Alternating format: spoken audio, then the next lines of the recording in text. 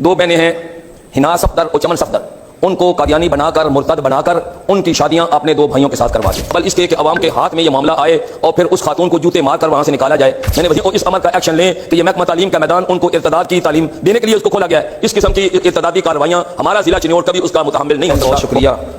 مسئلہ یہ ہے کہ 1984 کے امتناع قادیانیت آرڈیننس کی روح سے قادیانی اپنے مذہب کی تبلیغ نہیں کر سکتے۔ میرے علم میں یہ بات آئی ہے کہ ایک قادیانی ٹیچر ہے فرزانہ اکرم، پرائمری ٹیچر ہے، اور ہمارے چنیوٹ کا ایک محلہ ہے اسلام پورہ، اس کے پرائمری سکول میں وہ تعینات ہے۔ اسلام پورے کے سکول میں وہ ارتداد کی تعلیم دے رہی ہے۔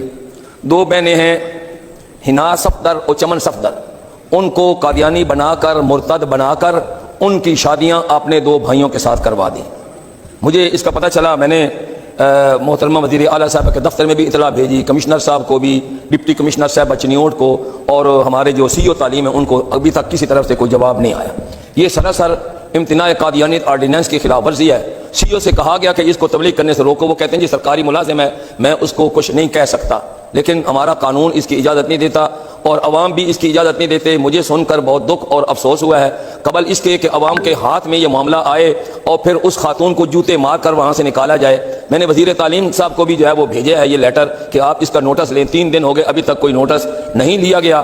اور میں یہ سمجھتا ہوں کہ اس خاتون نے قانون کی خلاف ورزی کرتے ہوئے جو کام اس کو اجازت نہیں تھی اس کی اس نے تبلیغ کی ہے، اور قانون میں یہ لکھا ہے کہ جو قادیانی اپنے مذہب کی تبلیغ کرے گا اس کو گرفتار کیا جائے گا، 3 سال اس کو سزا ہوگی۔ تو اسی قانون کے مطابق اس خاتون کے خلاف FIR ہونی چاہیے اور اس کو پابند سلاسل کیا جائے تاکہ آئندہ اس قسم کی کوئی جرات نہ ہو۔ میری آپ سے یہ درخواست ہے کہ کم از کم محکمہ تعلیم کے وزیر صاحب کو آپ کو ہدایت بھیجیں کہ بہت جگہوں پر وہ جاتے ہیں، بڑے تیز اور فوری ایکشن لیتے ہیں۔ یہ مذہب کا معاملہ ہے، وہاں نقصان ہوگا، جانی مالی نقصان ہوگا، وہ فوری چنیوٹ پہنچیں اور اس امر کا ایکشن لیں کہ یہ محکمہ تعلیم کا میدان ان کو ارتداد کی تعلیم دینے کے لیے اس کو کھولا گیا ہے۔ اس قسم کی ارتدادی کارروائیاں ہمارا ضلع چنیوٹ کبھی اس کا متحمل نہیں ہو سکتا۔ بہت شکریہ۔ میں امید کروں گا کہ آپ اس کے اوپر کوئی اپنی رولنگ دیں گے۔